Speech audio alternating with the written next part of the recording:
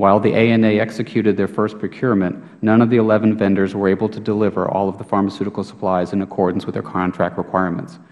We also found that at 4 of the 6 locations we reviewed, they did not properly account for pharmaceuticals. For example, at the Kandahar facility, we identified significant inventory discrepancies and poor controls over critical items such as antibiotics and morphine. At the National Military Hospital, we were unable to complete our testing because dispensing records were not reconciled to the stock accounting records. In addition, we reported that uncontrolled and controlled pharmaceuticals were not secured separately at the National Military Hospital.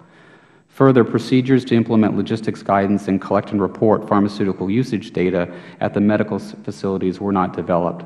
As a result, none of the 6 locations properly used or completed all the necessary forms. Finally, additional training of ANA officials and Afghan acceptance of the new pharmaceutical distribution process are critical to its overall success. Until this occurs, inventory discrepancies will likely continue, and opportunities for theft will remain a serious problem within the Afghan military healthcare system. In closing, a new pharmaceutical distribution process shows that progress is possible. However, until additional improvements are made and the Afghans fully embrace this new process, there continues to be an increased risk of mismanagement, theft, and waste.